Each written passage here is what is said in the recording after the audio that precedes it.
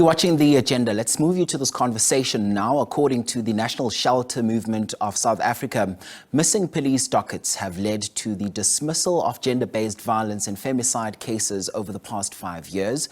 Now, authorities are investigating the breakdown in the reporting process, and the NGO is calling for better record keeping and digital improvements. This is to prevent justice system sabotage. For more on this, we are now joined via Teams by Greer Schoeman from the movement. Thank you so much for your time, Ms. Schoeman. So, quite concerning state of affairs, if I may say. What impact have missing dockets had on gender-based violence cases? Good morning, Mo, and thank you so much for having us.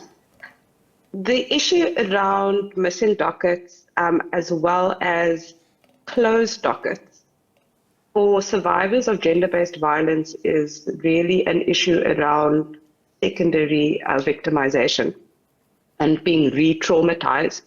So what we have found is for a woman to get to the point of actually making a case at the police, it is very tough.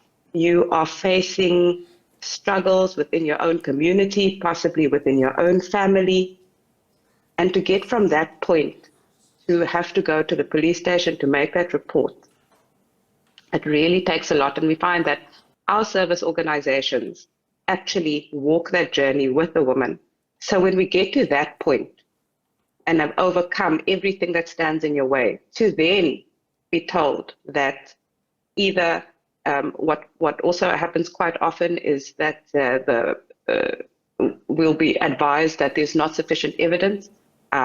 It will be closed on the basis of the prosecutor perhaps not wanting to proceed, or in a case where things like you hear about lost dockets, one becomes concerned to say, what kind of operations are working against me? And one may then question in terms of understanding what it is that the police are doing. And I want us to also talk about some of the challenges that you encounter on the ground as you try to address some of those issues that you are talking to us about now as you continue to navigate also some of these cases. Mm-hmm. So there are a couple of different factors, obviously, that we're seeing at play. When it comes to issues of sexual and gender-based violence, we know that nearly half of those cases, it is reported by the survivor that the perpetrator may be known to them. So within that, there are a couple of other things. The actual act of the sexual violence may have taken place within their own home or in the home of the perpetrator or someone known to them. This then presents very specific problems in terms of access to things such as emergency shelter. As coming from the National Shelter Movement, I can tell you there are big resource gaps. We know that when it comes to, for example, providing resources or the allocation that the Department of Correctional Services will provide to someone who's incarcerated versus a woman in a shelter, there is a big gap. The Dula Omar Institute, in looking at the Department of Correctional Services annual report for 2019-2020, showed us that there was an allocation of about 447 Rand per person. Now you want to take that per incarcerated person. You want to compare that to what it is that is provided to a woman who is in a shelter where we receive a basic contribution from the Department of Social Development. This can range anywhere from as little as 160 Rand upwards to 300. So there's not even a standardized allocation. And this contribution then also means that as organizations working on the ground, we actually have to go actively fundraising, going to private sector organizations, going to different development organizations to get funding. And it is quite difficult. We have to provide psychosocial support. So a lot of what you will find on the ground is that we rely on many volunteers. Our communities will be very generous with the little that they have. They will try and support us. And we've also had some success with our corporate donors. To note, though, that most of these donations will still be in kind.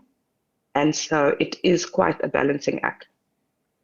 And, I'm still reeling from some of the challenges that you just mentioned, and quite a cause for concern, might I add, that, gender-based violence is a 365-day problem that we encounter, but only gets amplified around this time, which is August. Do you find that there's a willingness on the side of authorities to actually address some of the issues that you're talking about, particularly when we look at these missing dockets and other issues that you are encountering there on the ground?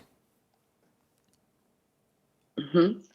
So when we come to the responses and the particular departments that we work with, we do receive some support from the Department of Social Development, meager as it may be. And also, we are quite hopeful with the launch of the National Council on Gender-Based Violence. So we do hope, and we are calling for an increased investment, especially in the Department of Women and Persons with Disabilities, such that we can see increased accountability. As NGOs, we are constantly calling for improvements within the criminal justice system, improvement. We've been training SAPs for so many years. And we also now actually want to see that leadership within the department may be able to spur better reporting, better accountability, better independent assessments to ensure that the chain of justice is not disrupted for women. So we are very hopeful that with the launch of the National Council on Gender-Based Violence and Femicide, and through the leadership of the department, that the tide may turn, that our NGOs on the ground are better resourced, and that there is better oversight and coordination amongst our government departments. Because for us, we are seeing that there seems to be a gap in terms of ensuring a multi-department approach to addressing this. And I'd also like to know, how do we actually bridge that gap that you're talking about right now? And I would assume that we'd need all hands on deck. Quite right. So we've seen a couple of good models. The Tutuzela Care Center as one of our one-stop shops. We have 65 in the country at the moment. We have seen that this has created one structure that has actually increased accountability between the periods of, I believe it was 2010 and 2024. The rate of prosecution through this model has seen an increase from 60% to 78%, which is really very good. And that is in bringing together our SAPs, our Department of Social Development, as well as the NPA, to provide a central service for survivors. So that is one model that we are seeing. Again, we note the Department of Women and Persons with Disabilities. That is another opportunity. And similarly, we do work quite closely with the Department of Social Development, who also do assist directly in terms of providing contributions to shelters, but also assisting in terms of some of our other outreach programs. And here's the thing as well, it can never be easy on the survivors as well. I remember a conversation I had with one victim, said that healing for them, is a never-ending process. It is a continuous process. How has this problem of missing dockets affected victims of gender-based violence? So it is quite tough. At the end of the day, many of the women in that case may feel that they have no hope in the criminal justice system. Some women actually have problems with things like they are led to substance abuse, especially where there are no community support systems that are available, which one can really understand. And it can lead to other risk-taking behaviors, especially amongst our younger women. So when you feel that there is no accountability, when you feel that there is no one within the community who is there looking after you, trying to protect you, and in this environment where you've even gone out to make the case, and the perpetrator may be aware of that and they are let off, nothing happens to them, they may even be emboldened to further harass traumatize and hurt the survivor. So the implications are very dire.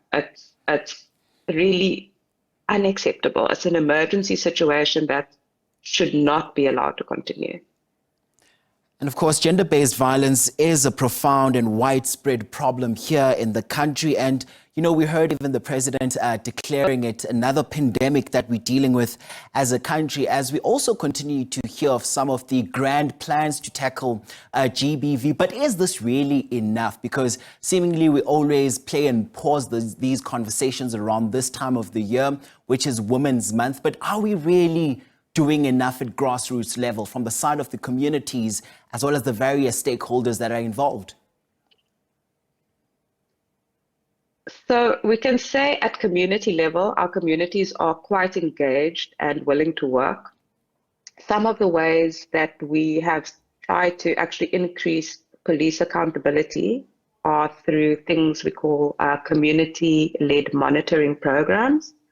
So this is where we will train human rights defenders within our communities to actually understand what survivors should be able to access when they are going to the police.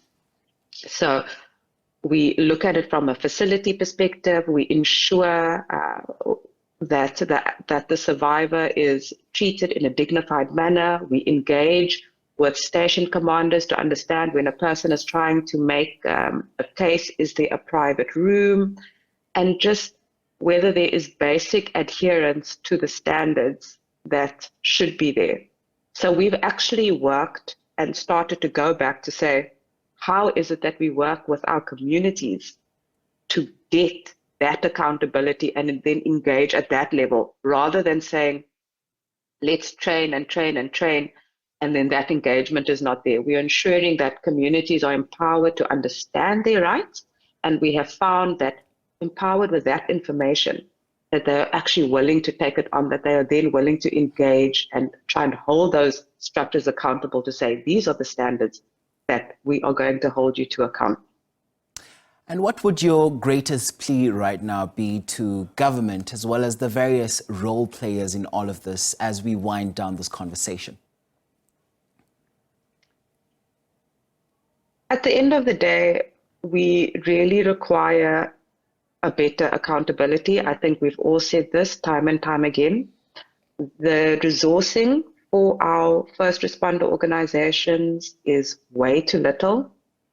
So we want to see that there are increased resourcing, not only through the Department of Social Development, but also through the GBV fund, and not only government, but also the private sector.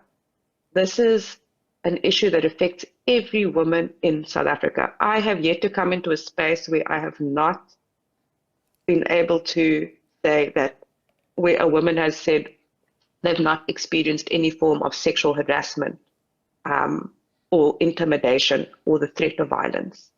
So yes, we want our governments to come on board to provide greater resourcing. We want to see the funds within the gender-based violence fund. We want to see that our ministry, the Department of Women and Persons with Disability, is effectively resourced to be able to lead.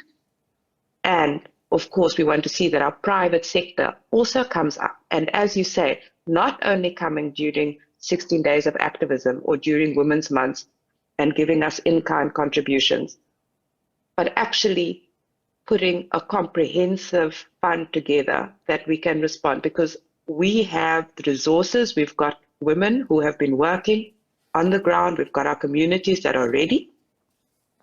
All that we need is strengthening of those structures and those systems that we have been building on off of our volunteer networks for years. So Greer Schoeman is from the National Shelter Movement of South Africa. Listen, thank you so much for having this conversation with us on the program this morning.